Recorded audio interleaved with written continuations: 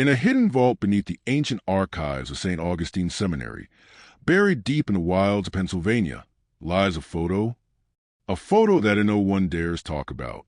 It shows 12 young men, dressed in spotless white, eyes glowing with hope, smiling before an altar. But here's the nightmare part. That altar became their tomb. Collision, the date scribbled on the back? May 15th, 1847. That was supposed to be the day they became Catholic priests, the day they stepped into a life of service, of sacred vows, but instead they stepped into oblivion. Fire, not one of them ever said a single mass, not one of them was seen alive ever again. Now here's the official story, what the church wants you to believe, that all 12 died tragically in a fire that tore through the east wing of the seminary, but we're calling it a cover-up because the charred wreckage tells a different tale.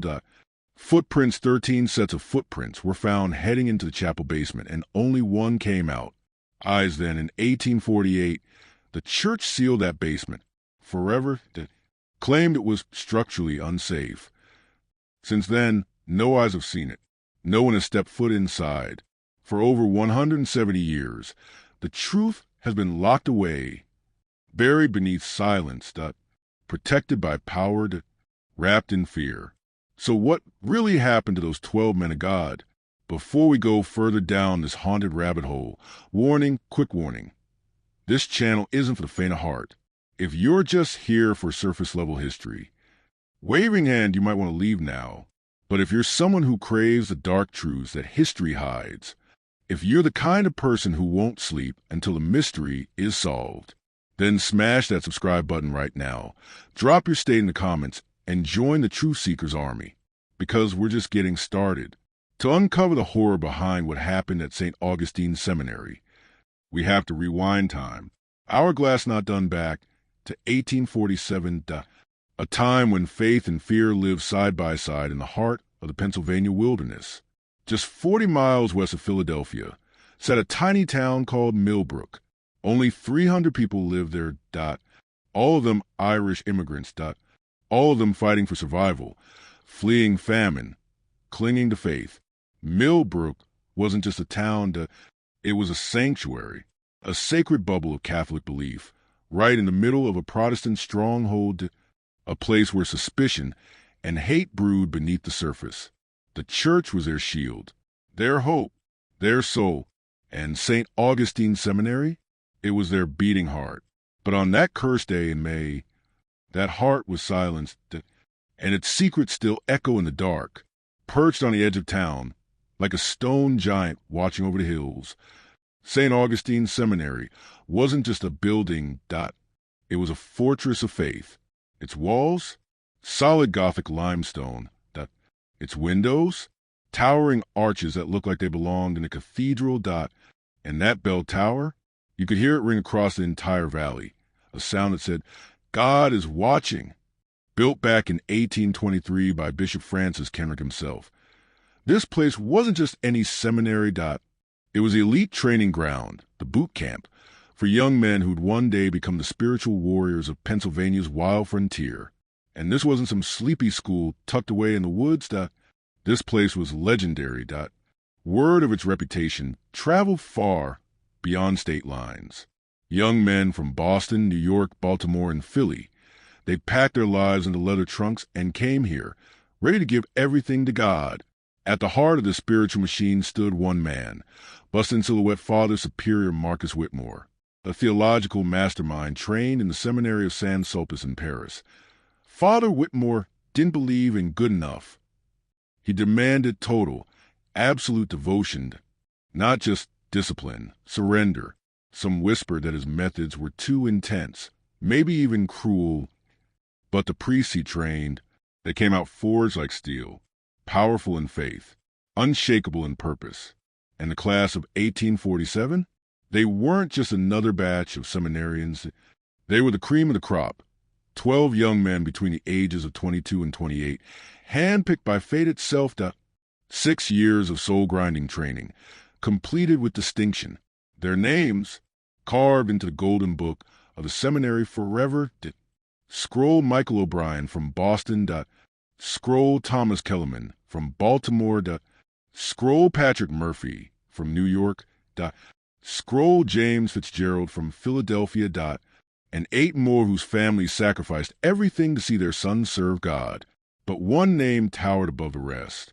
Friar Francis Bernardetto, the son of Italian immigrants from Pittsburgh. Francis wasn't just smart. He was borderline genius. At just 24, he could speak 5 languages. He had entire books of scripture memorized. His theological depth left even Father Whitmore speechless. Everyone believed he was destined for greatness. Some even whispered, "This one's going to be a bishop." Francis was their rock, their leader, their hope. The seminarians lived in tiny, cold rooms on the 2nd floor of the East Wing. Their routine? Brutal. Alarm clock wake up at 4 a.m. Folded hands morning prayers. Person in lotus position meditation. Church Massachusetts. Bread, breakfast, open book 8 hours of intense study. Then Compline at 9 p.m.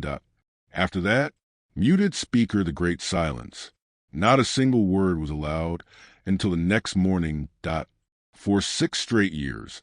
This was their life. Their rhythm. Their mission. It was all leading to one sacred moment. Ordination. The day they would finally become the shepherds of lost souls.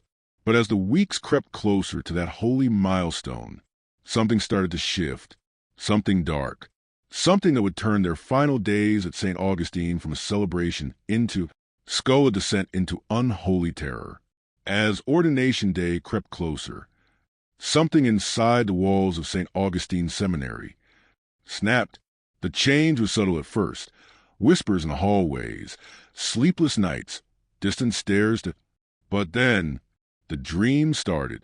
Each night, the seminarians were haunted by the same terrifying vision, a 13 figure standing at the altar, wearing black vestments, his face completely hidden in shadow, but his presence, a sickening mix of terror and twisted fascination. They couldn't explain it. They just felt drawn to him, like moths to a flame. Father Whitmore noticed a change. Something was off. During their final theological exams, the answers they gave weren't just wrong. They were disturbing. When asked about sacrifice, Francis Benedetto, their star student, didn't mention Christ or the cross. Instead, he whispered about a greater sacrifice, one that opens a door to true understanding. Flush-faced, then there was Thomas Kellerman. He said obedience to God might require disobedience to man. Man Judge Whitmore was shaken.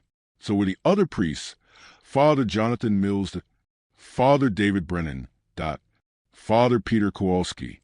All 3 had noticed strange behavior.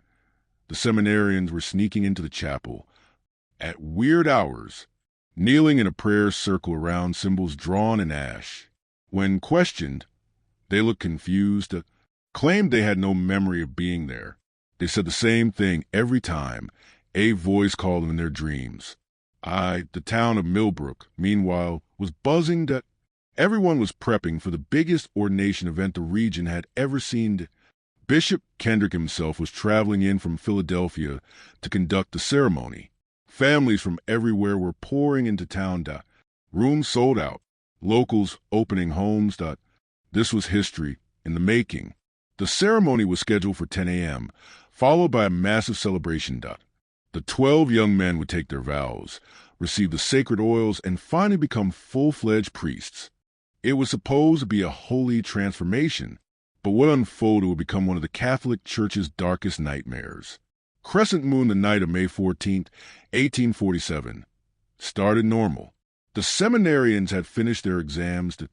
They spent the afternoon quietly reflecting, preparing their souls.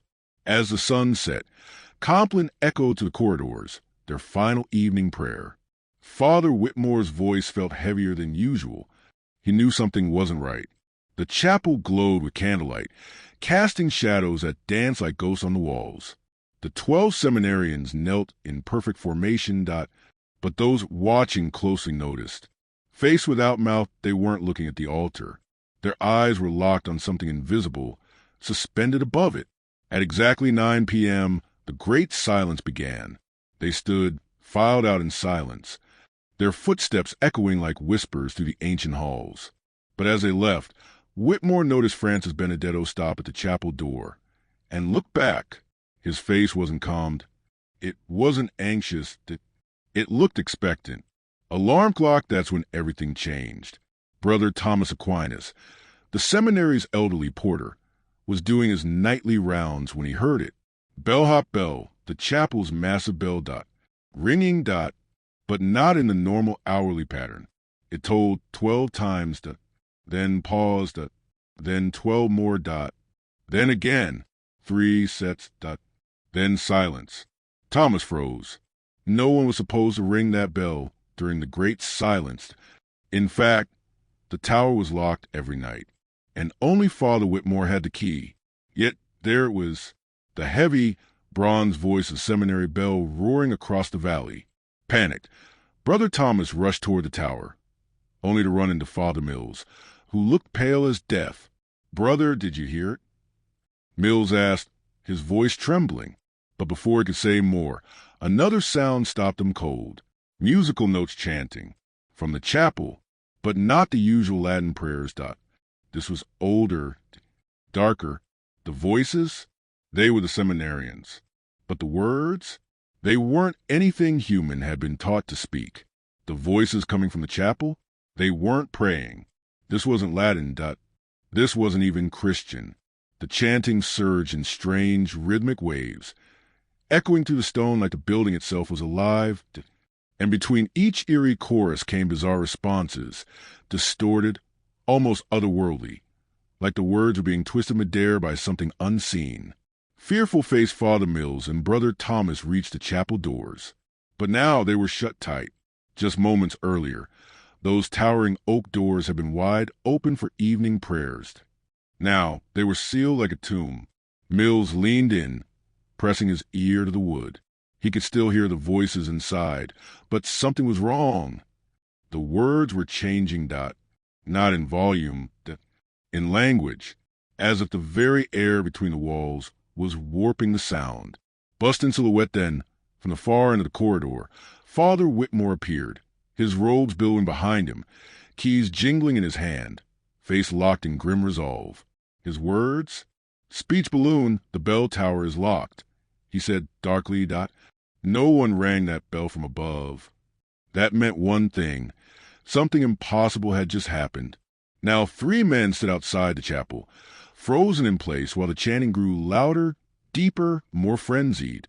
Whitmore pulled the master key, the one that opened every door in the building. But when he slid it into the locked nothing. It wouldn't turn. This lock had worked flawlessly for over 20 years. Now, it was like the metal itself had turned to stone. Collision. Get Father Brennan and Father Kowalski. Whitmore snapped. Something is very wrong here. Brother Thomas sprinted down the hall as the chanting shifted again. It was louder now, more urgent, and beneath the voices they heard it. Footsteps. Descending stone steps. But here's the twist. The chapel doesn't have a basement. No stairs. No sublevel.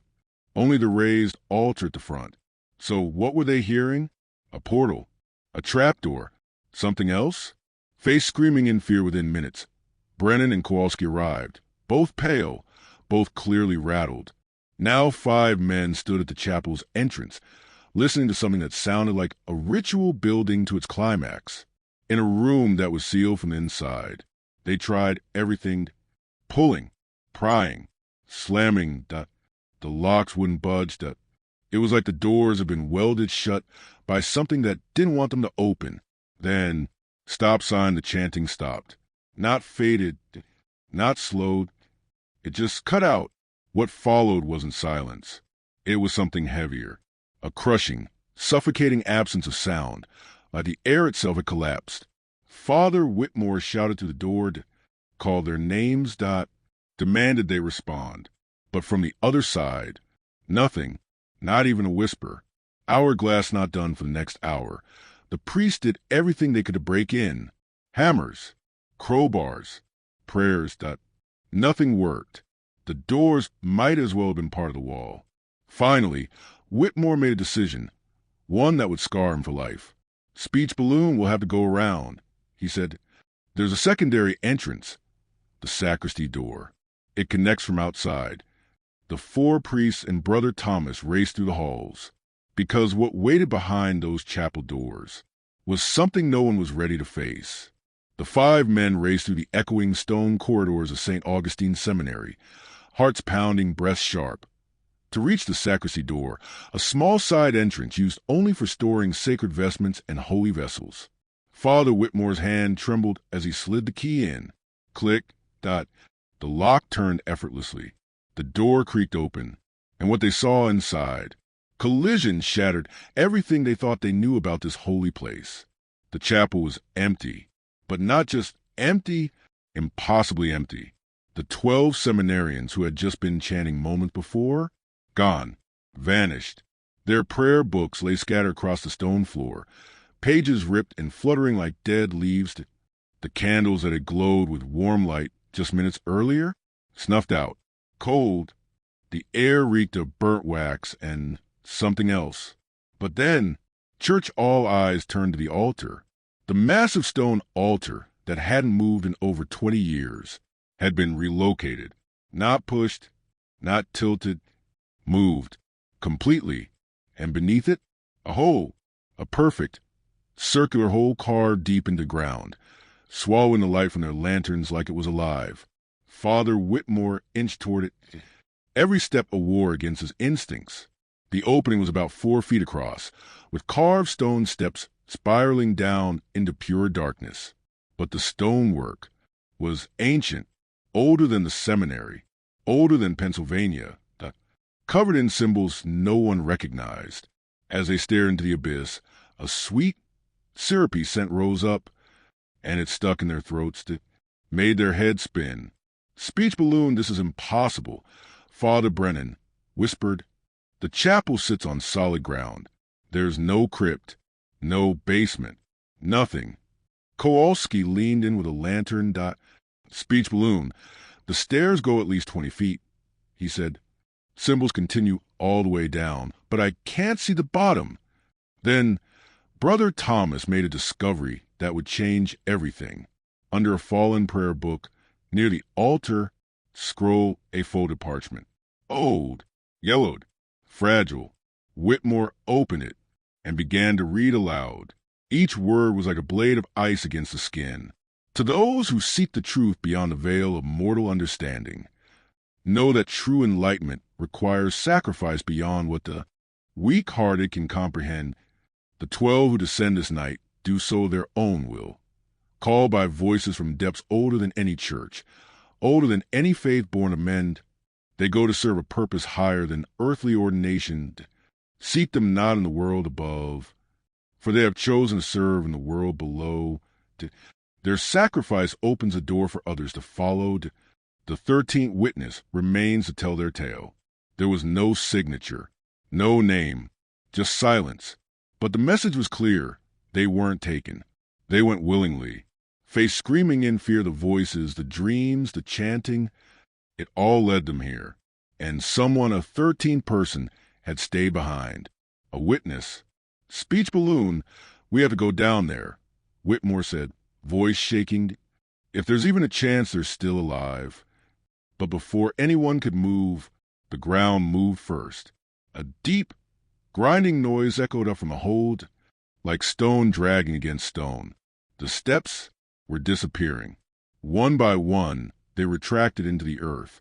The priest stepped back in horror as a hidden mechanism sealed the shaft below. Smooth, silent, final. Within seconds, the hole was gone, and the altar, back in its original place, like it had never moved at all. The room looked normal, untouched, silent, except for the scattered books, and that sickly sweet scent still hanging in the air like a curse. Candle, the 12 young men, gone, without a trace. No screams, no signs of struggle, no explanation, just vanished. As dawn crept over the hills of Pennsylvania, the bells of St. Augustine Seminary stayed silent. There would be no ordination that day, No celebration, no new priests, only the beginning of a massive cover-up. Speech ballooned the families who had traveled hundreds of miles were told a lie. A tragic fire had claimed their sons' lives, but there was no fire, no smoke, no ash, just a mystery that would haunt the church for generations. Fire at sunrise. Flames tore to the east wing of St. Augustine Seminary, the very place where the 12 seminarians had slept. The fire devoured everything. Beds, books, walls, and with them, the truth. Official records claimed it was an accident. Speech balloon, a lamp tipped over during final preparations. They said that the seminarians were trapped in their dormitory and suffocated. The fire consumed their bodies. No remains could be recovered. But that's not what really happened, because the people who knew the truth, the 4 priests and Brother Thomas, they had seen something else that night. Something that burned not just stone and wood, but their faith.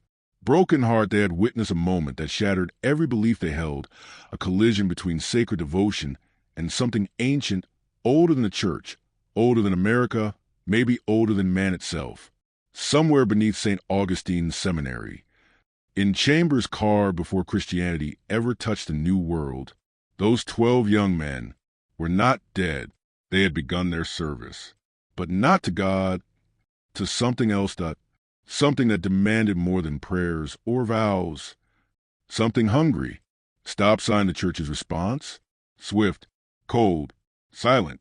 Within hours, black carriages rolled in from Philadelphia, a solemn parade of high-ranking officials. They moved fast, too fast.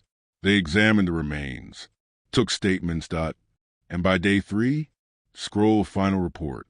Speech balloon accidental fire. Speech balloon no foul play. Speech balloon bodies too badly burned to recover. Speech balloon the result of youthful negligence. It read more like a script than an investigation. And the truth? Buried. But Father Whitmore and his brothers in faith knew this was no accident. This was a cover-up of something cosmic, terrifying, and alive. Candle, in the weeks that followed, the seminary's atmosphere changed. The halls felt heavier, the air colder. The remaining students, those still in training, began to whisper about the dreams. They said they saw 12 figures in white robes, gliding silently through the corridors after midnight, always headed toward the chapel, but never reaching it. The dreams always ended the same way. The sound of stone grinding against stone, and a voice calling from below, a voice that didn't echo in the ears, but in the soul. Even Father Whitmore, the rock of the seminary, the man who had held fast through tragedy, began to break. Each night, during his private prayers, he saw a face, adult, curly hair, the face of Francis Benedetto, eyes closed, arms outstretched, standing in shadow, mouth moving, but no words, only that same haunting scent, that same pull toward something beneath. And in the stillness of those nights, he began to wonder, was Francis ever meant to be a priest, or was he always destined to be the 13th witness?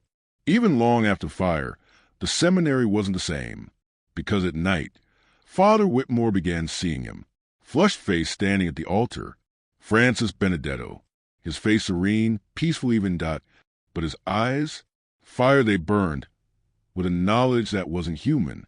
Each time, the ghostly figure would slowly raise a hand, point toward the very spot where the stone floor had opened that fateful night, and then Whitmore would hear it, not with his ears, but inside his mind. Speech balloon, the door remains open for those who truly seek. Candle, the chapel itself became a nexus of unease.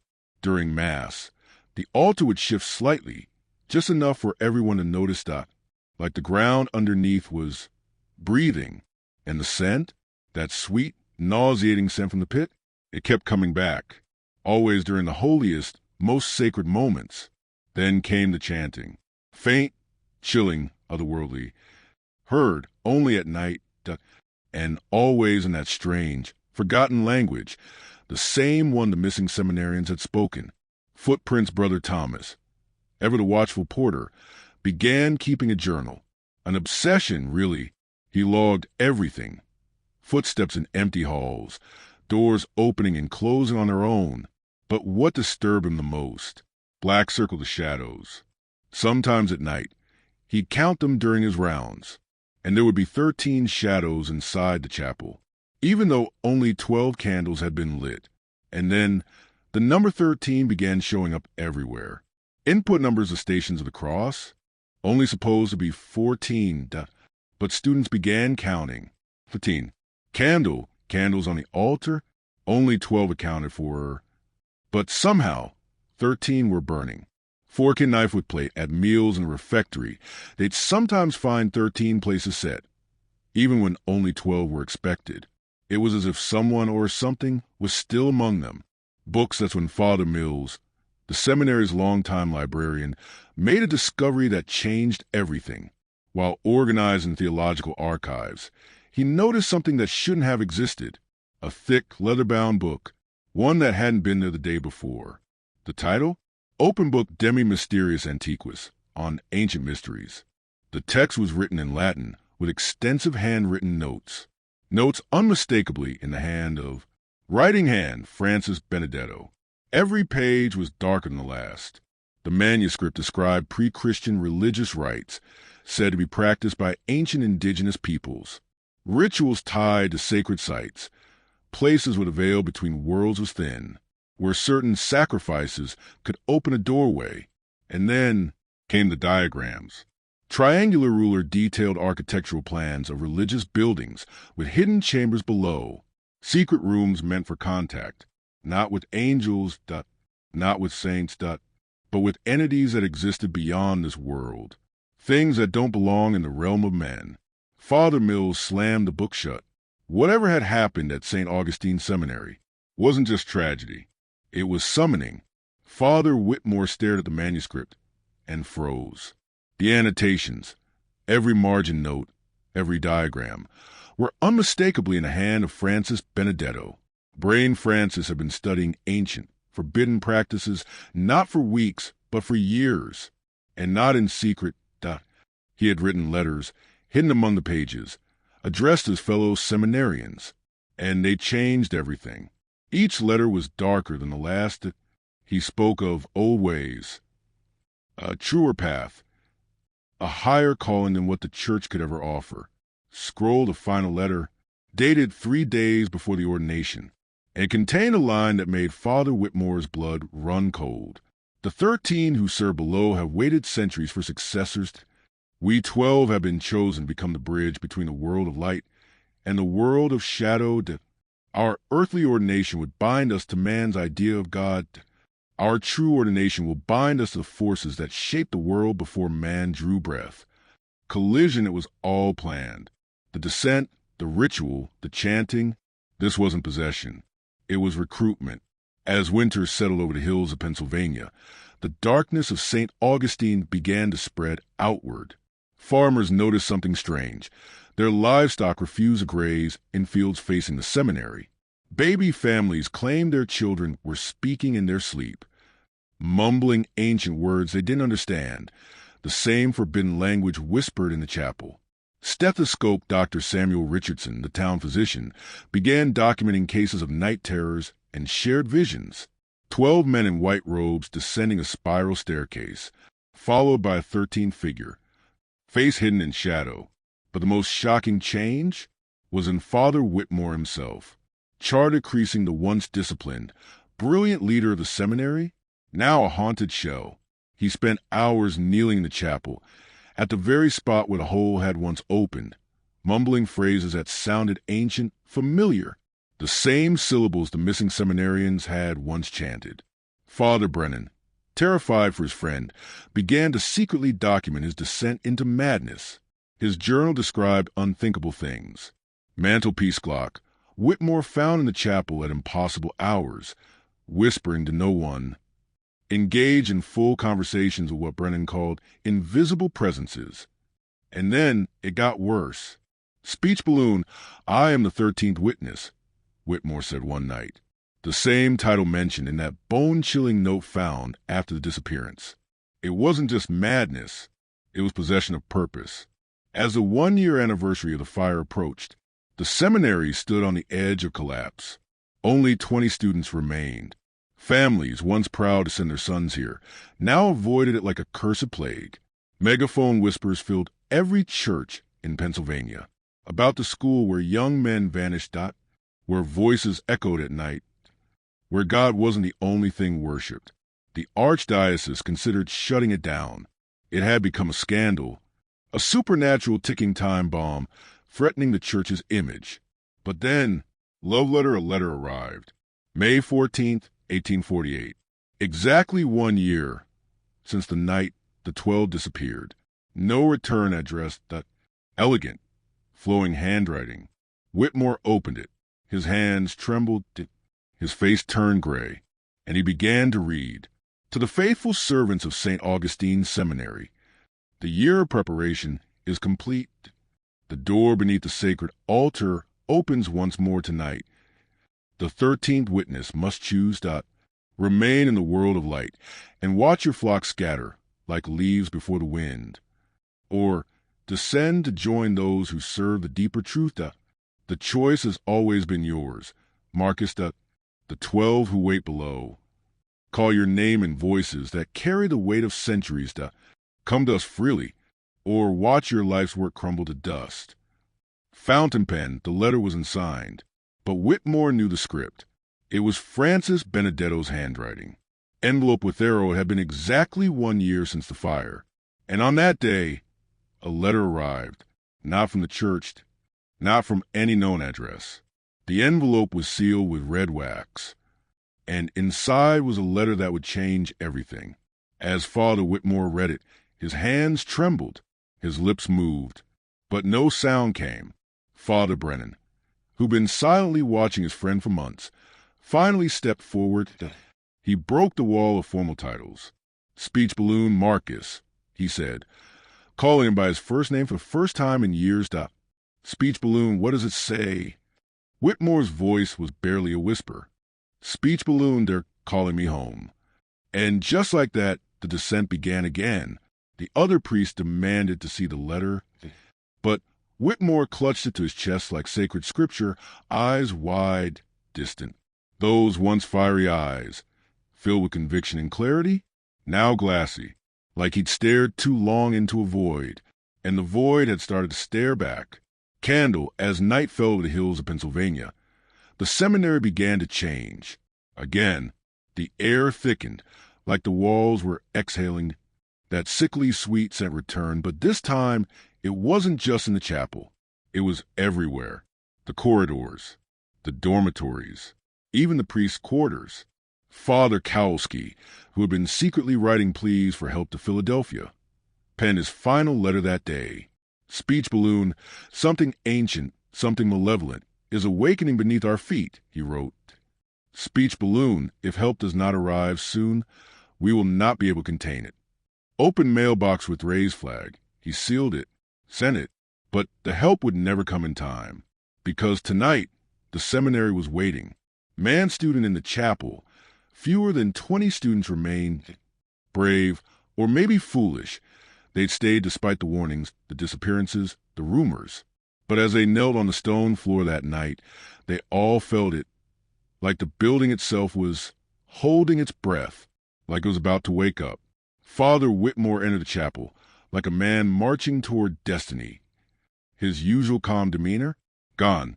His voice surged like a man possessed, rising, falling, cracking with raw emotion. It wasn't just prayer anymore. It was invocation. Fire's hands shook so badly during the final blessing that he nearly dropped the book. The students, they exchanged terrified glances. This was not how it was supposed to feel. Something was wrong. Very, very wrong. Candle, afterward, the students were sent to their dormitories, but the priests gathered one last time. In Whitmore's study, what was once a sanctuary of thought, of learning, of theology, now looked like a scene from a nightmare. Books everywhere, pages torn to, manuscripts scattered like leaves in a storm. The very walls, once lined with volumes of wisdom, now seemed to close and like the room was collapsing under the weight of something unholy. Something was coming, and they all knew it. Books Father Whitmore studied, once filled with centuries of sacred knowledge, was now just ruin. Books were torn apart, paintings gone, shelves empty like forgotten graves. The walls, once full of divine insight, now whispered something else. That's when Father Mills stepped forward. His voice was soft but desperate. Speech balloon, Marcus, you need to leave this place. Whatever this is, it's eating you alive. Whitmore turned. His eyes were wronged, not possessed, not deranged, just impossibly deep, like he'd seen too much, more than any man should ever see. Speech balloon, you don't understand, he said, his voice echoing in a way that didn't feel natural. Speech balloon, they didn't vanish, they were chosen, called to something greater than we can even begin to comprehend. Church Father Brennan stepped in, pleading now. Speech balloon, listen to yourself, You're about to throw away your vows, your faith, everything we've dedicated our lives to. What about the students? What about our duty to protect them? Then came the laugh. From Whitmore, a sound so cold, so sharp, it cut through the room like a knife dipped in ice. Speech balloon, duty, he hissed out. Speech balloon, we've been teaching them to worship a diminished God, a God locked inside man's feared. But what lies beneath this chapel? Collision, he pointed to the floor. Speech balloon, it was ancient before man learned to speak. Older than light, older than faith, and the boys who went down there, they understood. That's when it began. A sound like stone grinding against stone, faint at first, then building, growing louder, and then, fire boom, the whole building shook. The vibration hit them in the chest like a drumbeat from the underworld. Dust fell from the rafters, books tumbled to the floor. Brick something enormous was moving beneath their feet. Speech balloon, they're preparing, Whitmore said, his voice eerily calmed. Speech balloon, the door, it's opening again, and this time it won't close. The 13 who serve below, they'll have their witness above. Person standing, Father Kowski, shot to his feet. Speech balloon, I'm going to the chapel. If there's an opening, if there's any chance those boys are still alive. Whitmore cut him off. His words shattered what little hope remained. Speech balloon, they're not alive, at least not in any way you'd recognize. They've been transformed, elevated. They serve something now, something far beyond your petty ideas of life and death. Bomb, then came another thunderous crash. The pounding below intensified. The walls trembled, floorboards creaked. The seminary groaned like a living thing ready to split open. From the dormitories, they heard it, warning, students shouting in confusion, beds rattling, voices raised in panic. Hourglass not on time was running out. That's when Father Mills made the call that saved their lives. Speech balloon, we evacuate. Now, get the students out, send them anywhere. Because whatever was rising from beneath was not going back down. Round pushpin word had to get out. Philadelphia needed to know. This place, this entire seminary, had to be sealed forever. Speech balloon, we have to evacuate. Father Mills shouted. Speech balloon, seal the doors. Send a messenger. End this. But it was already too late. Father Whitmore was already walking toward the door. His pace was calm but unstoppable. He didn't even turn around when he said it. Speech balloon, you can try to stop what's coming, but you can't change what's already begun. Speech balloon, the door opens tonight, and the 13th witness will take his place. Candle, the other priest, followed him, fast, their shoes pounding against stone floors that throbbed beneath their feet. The walls, the very structure of the seminary, seemed to pulse like it was alive, like it was breathing. Dashing away, students were pouring out of their dorms, their faces terror-struck. The air, heavy, like wading through fog that you couldn't see, only feel. And then they saw it, the chapel doors, one sealed like a tomb, now glowing, not candlelight, not firelight, but a cold, eerie blue light spilling out from the cracks beneath the doors. A color that felt wrong, a light that didn't belong on this earth. Collision, the pounding from below had become rhythmic, like a heartbeat deep in the bones of the world. Whitmore reached out, placed his hand on the ancient oak, and the doors swung open. No resistance, no lock, just invitation. And what they saw would haunt them for the rest of their lives. Backhand index pointing down the chapel floor was gone, replaced by a vast gaping hole, 8 feet wide, spiraling downward into glowing blue nothingness. From the pit, a staircase wound into the abyss, carved from stone older than time itself. And around it, bust in silhouette, bust in silhouette, bust in silhouette, the 12 seminarians. But they were no longer just men. Their vestments shimmered like ice, their faces ageless, and their eyes diamond with it. They burned with a knowledge that felt like it could tear open your mind. They moved like dancers in a ritual too complex for human comprehension. Their gestures created shapes in the air, patterns your brain refused to understand. And then they spoke, all of them, together. Speech balloon Marcus. Their voices weren't human. They harmonized like an ancient choir, ringing off the stone walls like the bells of another universe. Speech balloon, the circle is almost complete. Take your place among us, and the work can begin. And then it rose. From the pit, a figure, taller than any man, cloaked in robes darker than the deepest night. Its face? There wasn't one, just a void, a hole in reality, a blackness, so pure it made the priests physically recoil. They felt their minds bending, like something inside them was being undone just by looking at it. And then it spoke, but not with a mouth, not with a voice, with something far older. Speech balloon, the 13th witness. The sound was inside their skulls, inside their bones, inside their souls. Round pushpin, the voice didn't echo. It was everywhere. It came from inside their bones, their blood, their souls.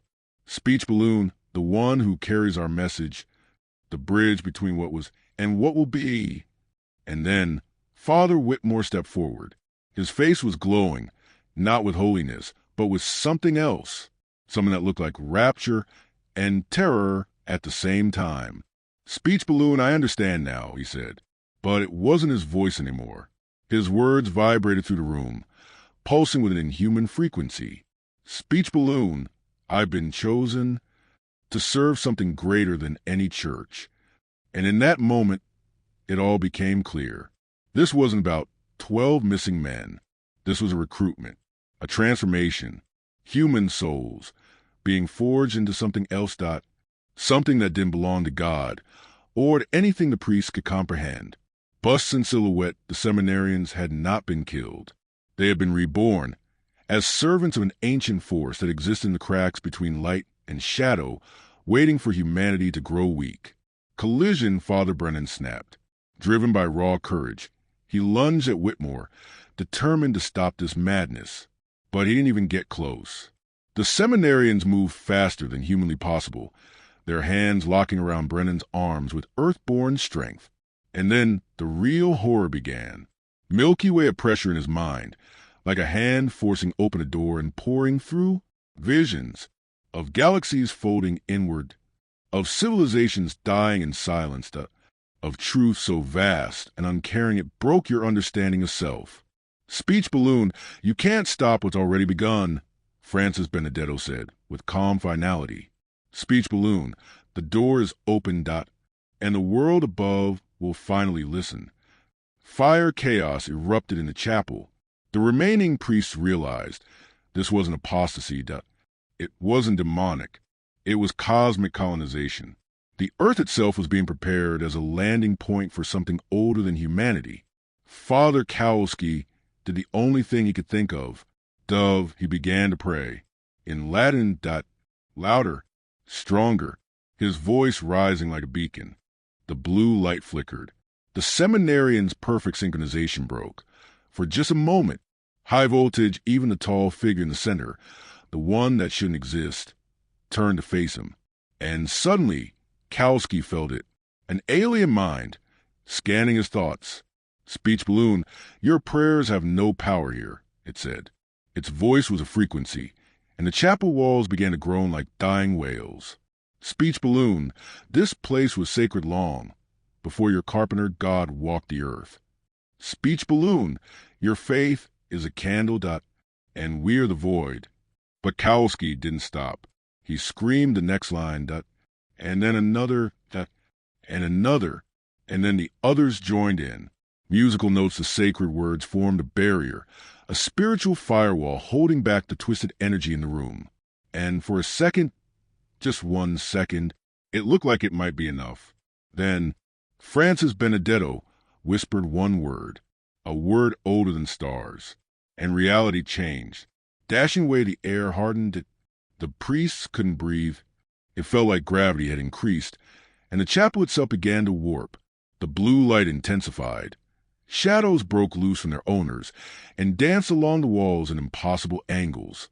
Whitmore, no longer fully human, turned back to them one last time. Brainer's eyes still held a flicker of who he once was. Speech balloon, tell them, he said. Speech balloon, tell them we found what we were really seeking. Speech balloon, tell them the door between worlds has been opened. Speech balloon, and soon others will follow. Broken heart, Marcus, please, Father Mills whispered. But Whitmore was already descending the steps, walking into the impossible blue. And the seminarians, one by one, followed, their movements toward the fabric of perception itself. Each step they took made the air scream. Cyclone the pressure in the room skyrocketed. Stone cracked.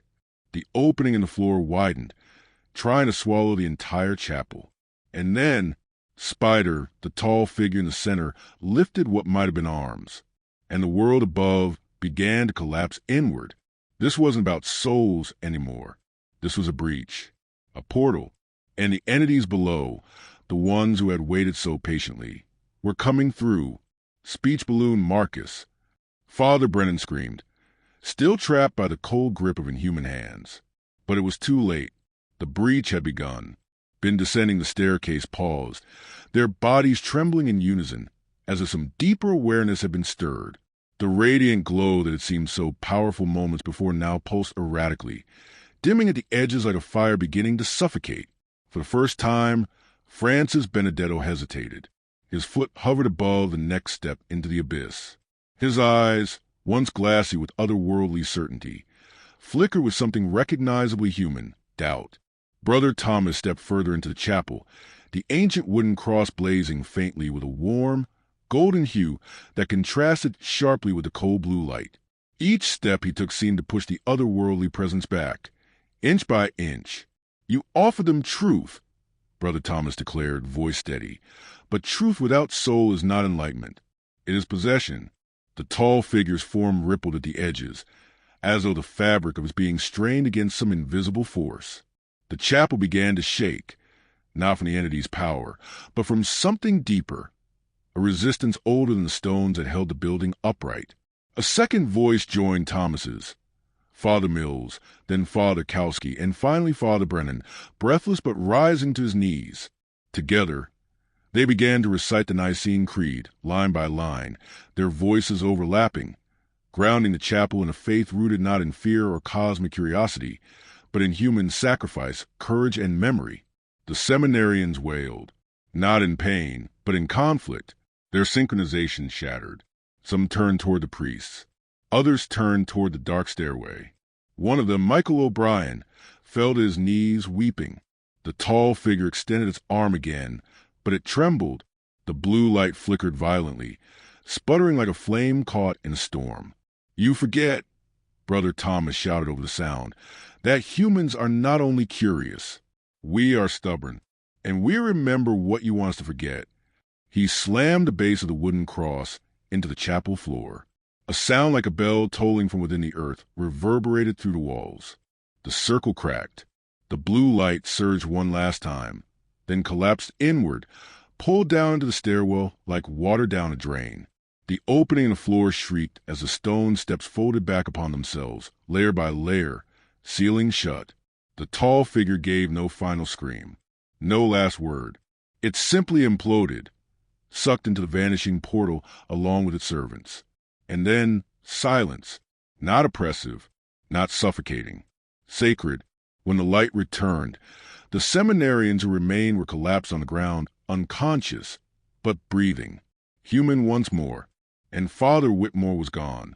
So was the hole. So was the blue light. What remained was a cross, standing tall in the center of the chapel floor, glowing faintly and the first rays of dawn seeping through the chapel's arch windows.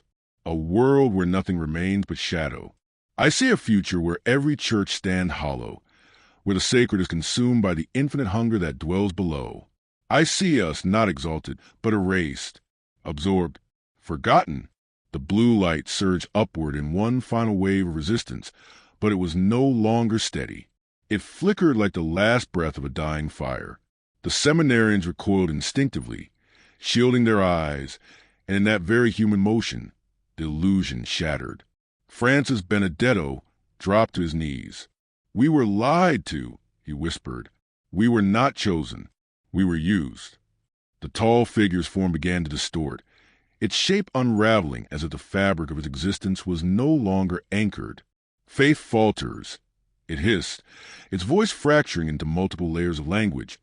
But the gate remains. The 13th must stand. The pact demands balance. Brother Thomas stepped forward once more, the ancient cross in hand, now glowing brighter than ever before, no longer just a relic, but a symbol of resistance. "There will be no 13th, he said, voice calm and firm. "The chain ends here." A long silence followed, long enough that even the walls of the chapel seemed to hold their breath. Then, one by one, the seminarians turned away from the chasm. They stepped out of the glowing circle, casting off their radiant vestments as they crossed back over the threshold of the living world. Francis was the last. He hesitated, then reached down into the chasm with an open hand. "Marcus," he said softly, "come back." From the depths, a pale hand emerged. Father Whitmore rose slowly, his form weak, his robe tattered. The unnatural light behind him dimmed further with each breath he took. As he stepped back on the chapel floor, the blue glow recoiled violently, as if in pain, and then, at last, the gate began to close. Stone ground against stone, groaning like a tomb ceiling shut for the final time. The tall figure let out a sound that was not quite a scream and not quite a sigh, a sound of defeat. As the final sliver of light vanished, it spoke one last time. "You have postponed the inevitable." Then silence, true silence. No chance, no pressure, no light, just the creaking of ancient timber and the soft sobs of seminarians rediscovering the weight of their humanity. Epilogue. The Vatican's envoys arrived 3 days later. The priests gave statements, carefully worded, deliberate, vague. The chapel was sealed, its foundations declared unstable, its floor reinforced with holy stone. The site was officially decommissioned by papal decree, and a new seminary was founded 100 miles away. Of the students who remained, only a few ever spoke of that night again. Most left the clergy within years, unable to reconcile their faith with what they had seen. Father Whitmore never returned to public life. He took a vow of silence and spent the remainder of his days in a monastery in the Italian Alps. Brother Thomas was the last to remain at St. Augustine. As its caretaker, he watched over the empty chapel until the day he died. In his journal, discovered posthumously, he left a final entry. "The door is shut, but doors do not unmake themselves. They wait. Worlds have been opened, and through it, the old reign shall rise again." But the light from Brother Thomas's cross flared brighter than ever before, and for a heartbeat, a moment out of time, the entity's power faltered. The crimson-blue radiance recoiled, as though burned by something it had long forgotten. Devotion without fear. Father Mills stepped forward. His voice cracked but steadied. "We may be the last light standing," he said, "but even the smallest flame drives back an ocean of shadow." The seminarians faltered, their glowing eyes dimmed. Francis Benedetto looked to the priest, then to the figure in the void, and finally to the cross. And in that moment, he remembered not the rituals, not the chants, but his mother's prayer before bed, the first time he held the Eucharist, the reason he had come to the seminary in the first place. "I renounce it," he said, tears streaming down his face. "I renounce it all." A tremor ran through the chapel like a divine shudder. One by one, the other seminarians echoed his words. "I renounce it. I return. Forgive us." The tall figure screamed, not with lungs but with reality itself. The sound cracked stone and split the altar in half, but the reversal had already begun. The light from the cross surged, flooding the chapel. The reddish tinge vanished. The spiral staircase trembled, then collapsed inward like a rotted lung. Stone thundered down into the depths as the passage sealed itself forever, not with ritual, not with sacrifice, but with willful rejection of what waited below. The entity's scream faded into nothingness. When it was over, the chapel was broken, its windows shattered, its altar ruined, but it was once again holy ground. The seminarians collapsed, unconscious but breathing, alive, human again. Epilogue. St. Augustine's Seminary never reopened. The Vatican bought the land, sealed it off, and ordered all records destroyed. The building was declared structurally unsound and demolished within a year. But some things can't be buried by concrete and soil. Brother Thomas spent the rest of his life at a monastery near Galway, where he carved small crosses from the ancient Irish tree wood. Each one was sent in secret to places across the world, to people in positions of spiritual power, just in case.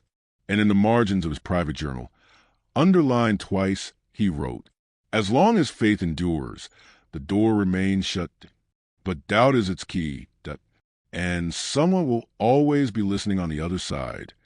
You're not going to believe what happened inside a 200-year-old seminary on the edge of a quiet Pennsylvania town, because it nearly unleashed the end of the world. 12 young men, brilliant, devout, chosen, were preparing to become priests. For 6 grueling years, they lived, breathed, and bled for their faith. But the night before their ordination, everything changed. They weren't praying anymore. They were chanting, in a language no one had ever heard, in the chapel, around a circle drawn in ash. Then the bell rang. But it wasn't time for Mass. It was the middle of the night. No one was in the tower, and the tower was locked. The priests rushed to the chapel. The doors wouldn't open. The lock, which had worked flawlessly for 2 decades, refused to budge. When they finally broke into the sacristy, what they found wasn't just shocking. It was impossible. The altar, solid limestone, had moved, and beneath it, a hole, a spiral staircase, carved in stone, disappearing into total darkness. The seminarians? Gone, vanished, except for one thing, a note, a chilling message written in a hand none of them recognized. The 12 who descend do so their own will, called by voices older than the church. Seek them not. The 13th witness remains to tell their tale. That night, the seminary went up in flames. The official story? A tragic fire. 12 dead. No remains. But the truth?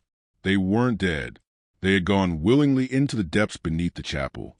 For a year, the priests tried to move on, but the signs kept coming, ghostly chanting. 13 shadows where there should be 12. A smell like sweet incense, appearing without cause. One priest found a hidden book, demi-mysterious antiquus. Diagrams of underground sanctuaries, rituals to open portals, symbols that matched the ones carved into the hidden stairwell. And then it happened again. The bell rang, the earth shook, and the chapel floor opened. This time they were waiting, all 12 seminarians, standing in a perfect circle, changed, radiating cold, blue light, not dead, not even fully human. And in the center, a being, tall, robed in pure darkness, faceless, speaking in a voice that came from everywhere at once. The 13th witness, the one who will carry our message to the world above. Father Whitmore stepped forward, smiling. He joined them. "I see it now," he said. "I've been chosen." But the other priests knew this wasn't enlightenment. This was the beginning of something far worse. A breach, a door. If it stayed open, the entities would flood into our world. They tried everything. Prayer, scripture, Latin. Nothing worked. Until Brother Thomas burst in with a wooden cross carved from a tree tied to St. Patrick himself. The moment he entered, the blue light flickered. The chanting faltered. The cross, glowing gold, cut through the darkness like fire through fog. The old would remembers older truths, Brother Thomas said, and it remembers the bargain. The tall being paused, but the sacrifice was willing. The tall being paused, but the sacrifice was willing. No, Thomas said, they were deceived. And that's when the spell broke. The seminarians stopped. Their expressions changed. Their eyes softened, humanity returning. Francis Benedetto stepped forward. We chose this, didn't we? But from below, a broken voice answered. It was another of the 12. Not really. We were shown glory, but not the cost. We're hollow now, empty, carriers of their will. And just when hope began to rise, the entity roared. The compact is sealed. The door will open. Then Father Whitmore's voice from deep below. No, this isn't what we were promised. They feed on faith, turn churches into breeding grounds. This is slavery. Francis looked into the pit, horrified. Marcus, what do you see? A world where humans serve them, where light dies, where faith is a trap. The light turned red. The chapel cracked. The ceiling melted into a sky that wasn't sky, a void showing cities beneath the earth. Cities never meant to be seen. But Brother Thomas, his cross glowing like a sun, stepped forward, not while faith endures. The energy surged. Red and gold collided. Time seemed to slow. The walls groaned. The air bent. The final battle had begun. On one side, the priest and Brother Thomas, their belief a blinding shield. On the other, the transformed seminarians and their faceless God try and drag the world into eternal night. The walls stretched upward, opening windows into impossible vistas. Rituals at the planet's core, creatures walking through ash and fire. The future at the door stayed open. You cannot stop what has already begun, the entity howled. But someone had to try, because if the door stayed open, it wouldn't just be this chapel. It would be every chapel, every place of worship, every soul. And so the question remains, did they seal the door? Or is it still open, waiting for 14th witness? You won't believe what happened in this chapel. 12 students, one massive betrayal, and the fate of the world hanging by a thread. Inside a crumbling seminary in rural Pennsylvania, a battle is raging, not just for lives, but for souls. Francis Benedetto stands at the edge of a glowing pit. 12 of his fellow seminarians behind him, a monstrous figure of pure darkness before him, a decision about to change everything. What about Father Whitmore? What about those who already went down there? Before Brother Thomas can respond, the dark figure cuts him off. They are ours, forever. The door stays open, no matter what. But then, a voice rises from the pit. It's Father Whitmore, and he's fighting back. No, the deal was based on deception. We weren't told what it really meant. And that means it doesn't count. Boom. The entity flinches. For the first time, its cocky confidence cracks. It roars. They chose this. They wanted knowledge, power. No. Whitmore fires back. We wanted to serve God, but we were already changing before we realized the cost. That's not consent. That's entrapment. And just like that, the entire chapel starts shaking. Light clashes with darkness. The glowing blue pit flickers. But now, something new is rising from below. A warm, golden light. Ancient. Real.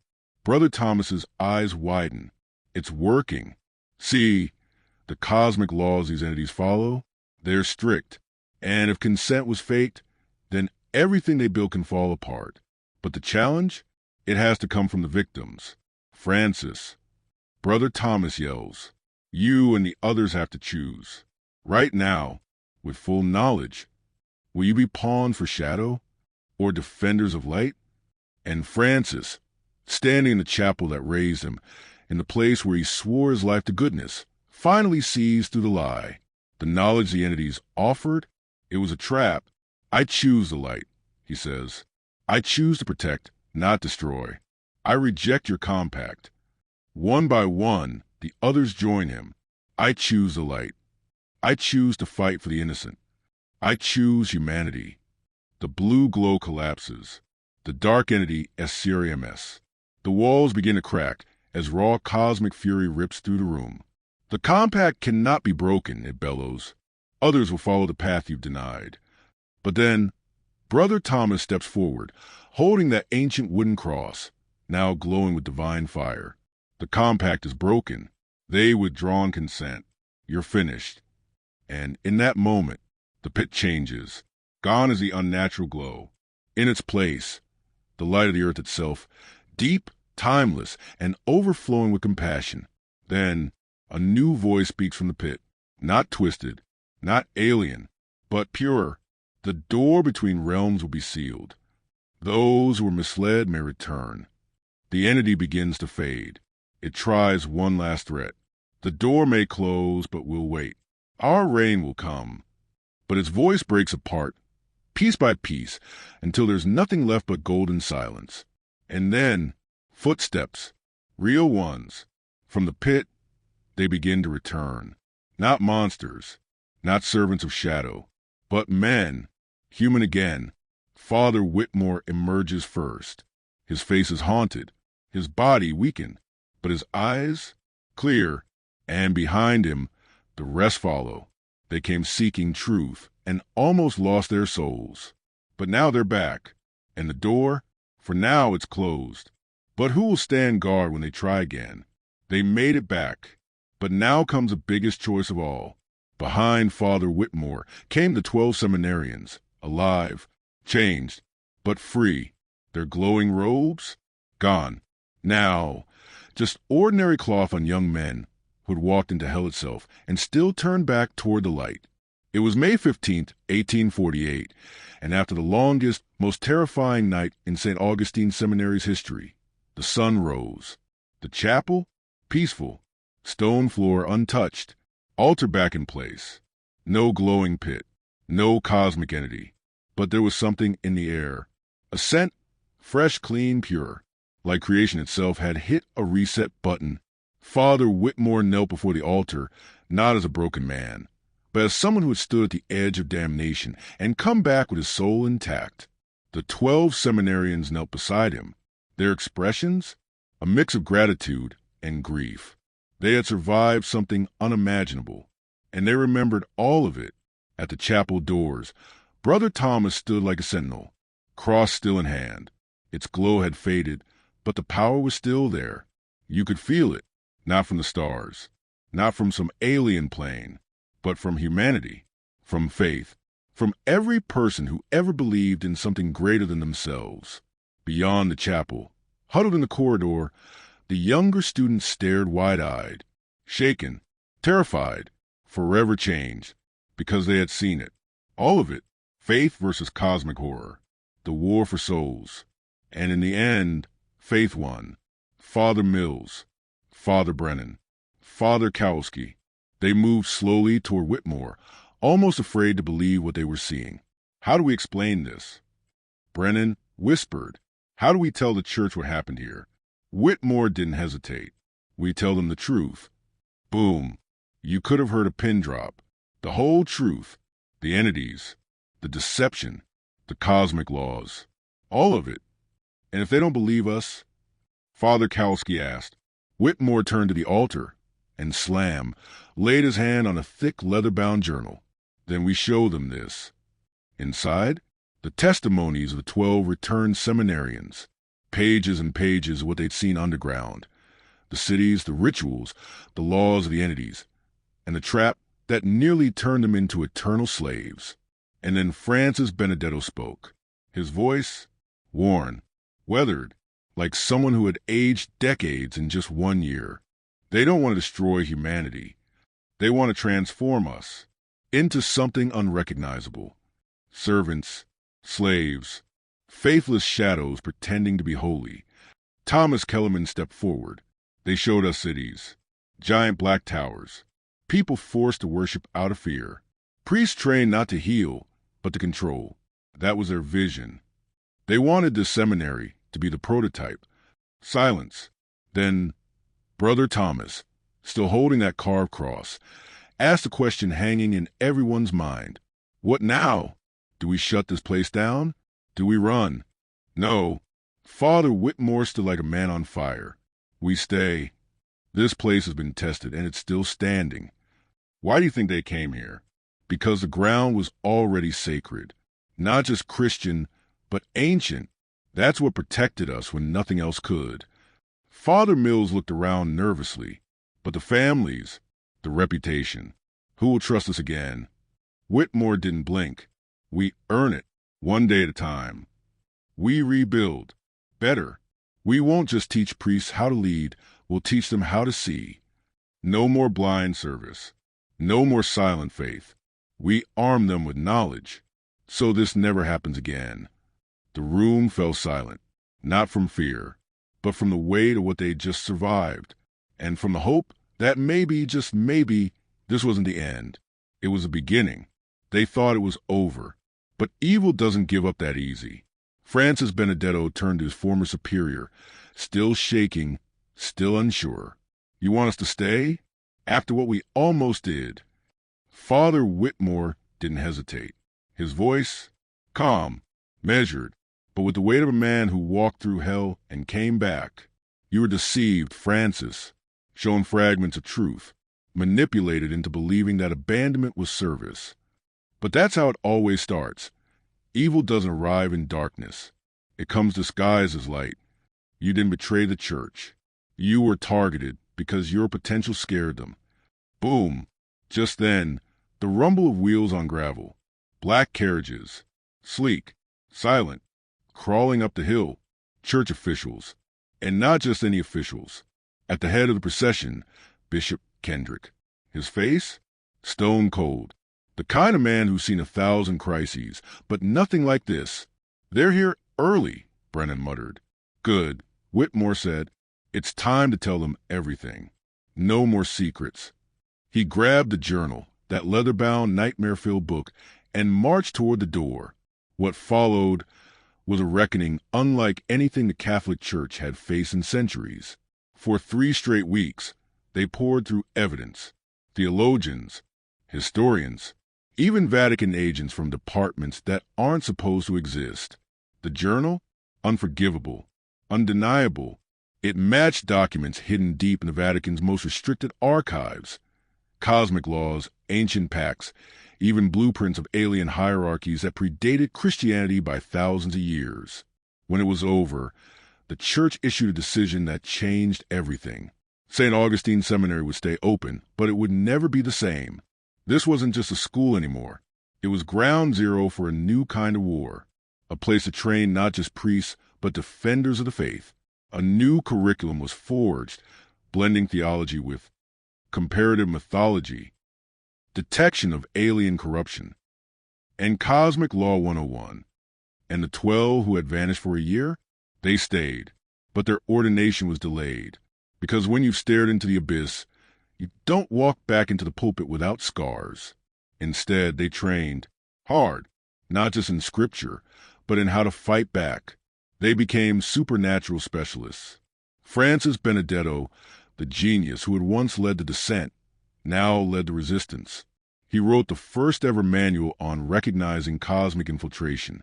That book would go on to save entire parishes across the world.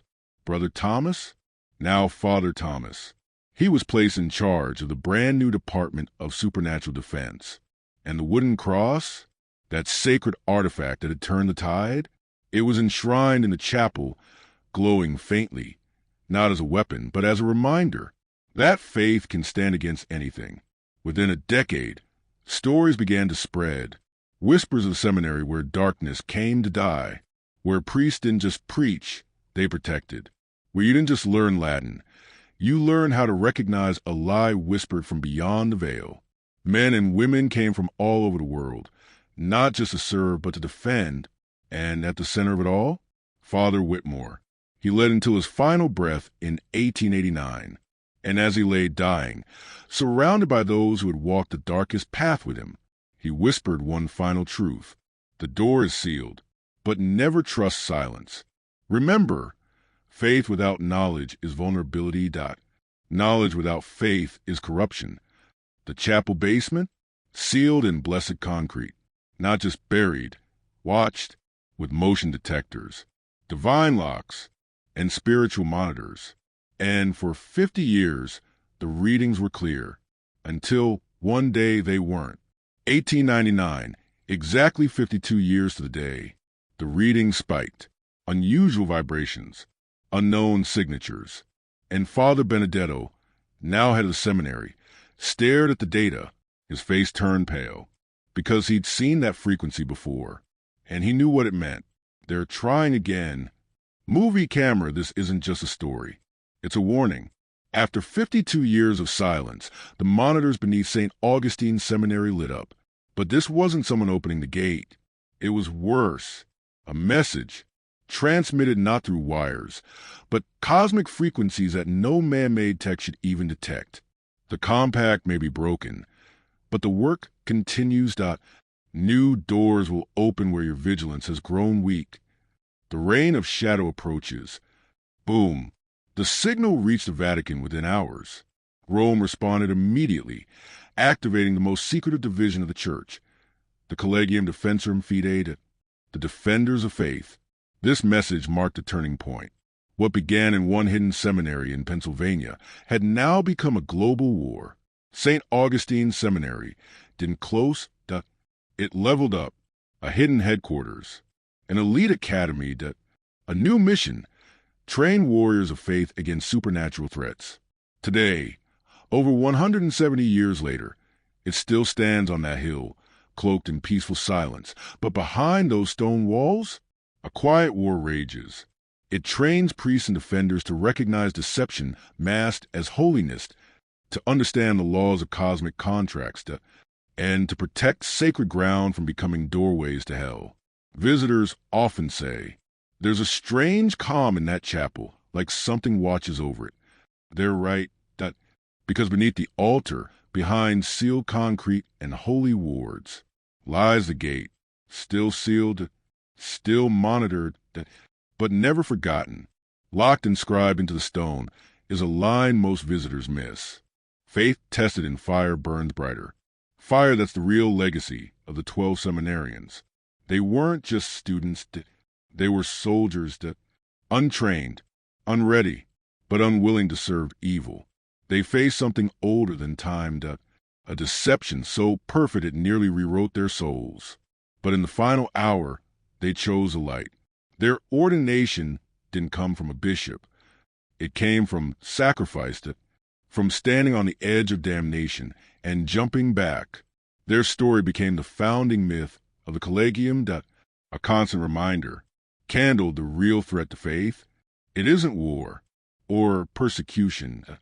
It's corruption from within. The enemy doesn't always knock at the door. Sometimes it preaches from the pulpit.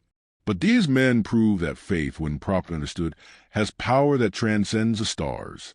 Milky Way, they didn't just survive. They became defenders in a war most people don't even know is being fought.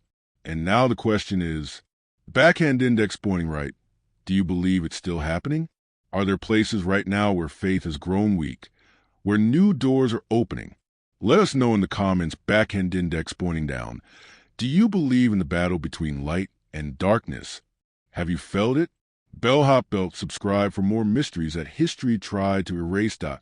Loudspeakers, share this video with someone who needs to remember what true faith costs. Fire, because this channel isn't for the faint of heart. It's for those brave enough to stare into the abyss and not look away. See you in the next investigation.